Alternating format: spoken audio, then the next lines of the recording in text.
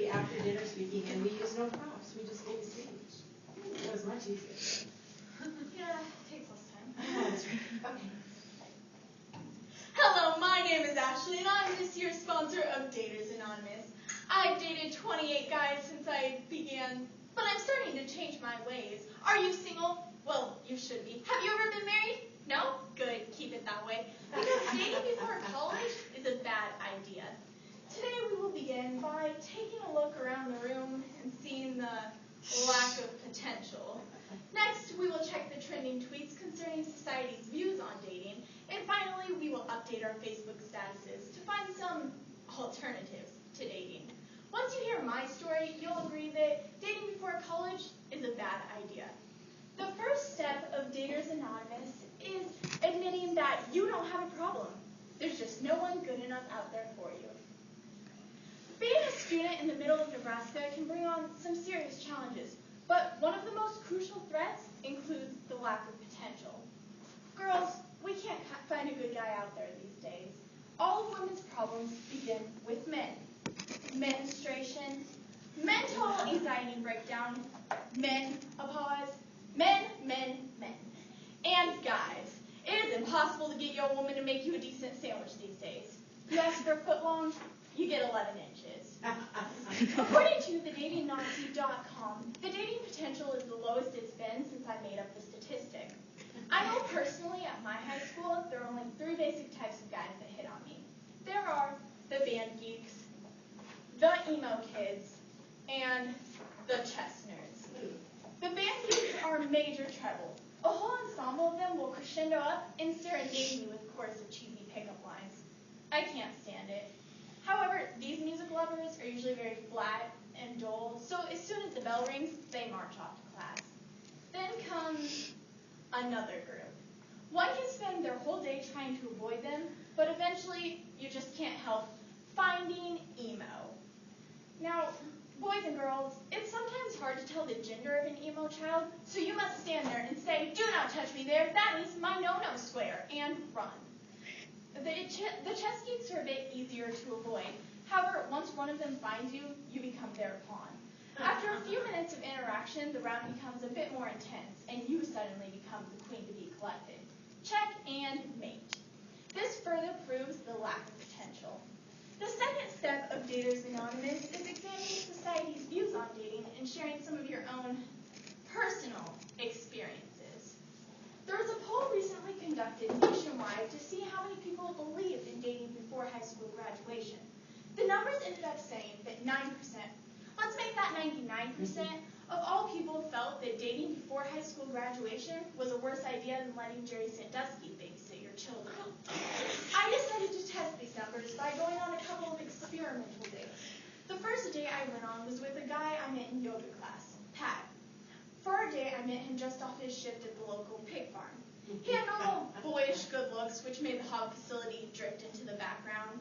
Then he opened his big mouth, and I immediately remembered why dating just isn't so great. He started off by telling me he used to be a professional sumo wrestler. Now, guys, women are not the biggest fan of men wrestling around in diapers, but that depends on the girl. He then continued on to say, "When I was a little girl, my mom signed me up for karate, and I was the strongest little girl in the class." That's right, he had neglected to mention his sex change. Before I could hesitate, the police busted in and my date went running, so I guess the date was done. I decided to go on my second experimental date later that week with a guy I met on findadesperateguy.org.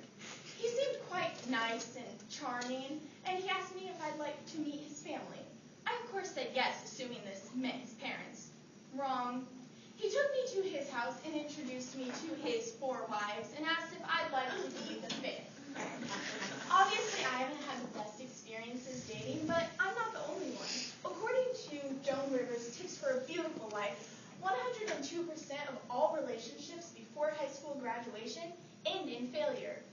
This number is eerily similar to the number of failed plastic surgeries she has had. The final step of Daters Anonymous is finding some alternatives to dating. Both men and women seem to find the idea of dating to be appealing, when in reality it's about as appealing as watching a D2 extent round.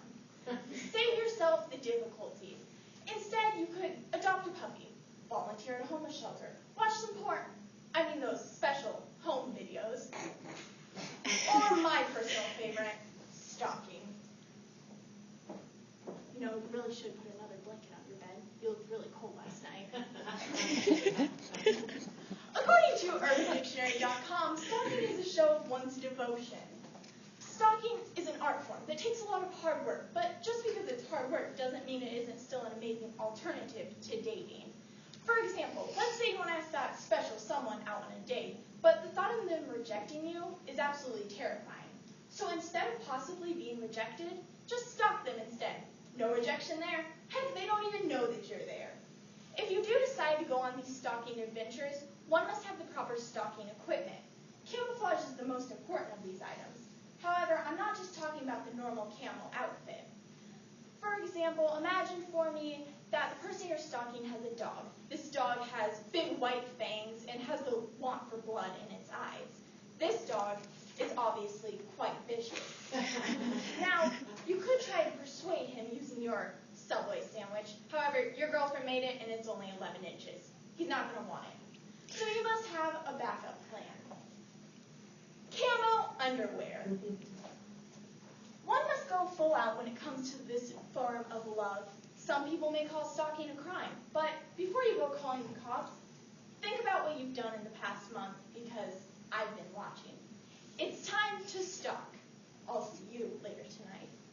Daters Anonymous teaches lessons about dating that the internet just can't teach.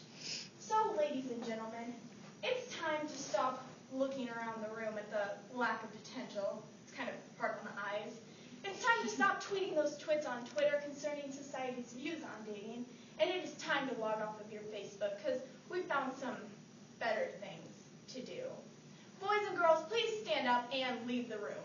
It's time to start living your high school lives as single people, because you've all graduated from Daters Anonymous.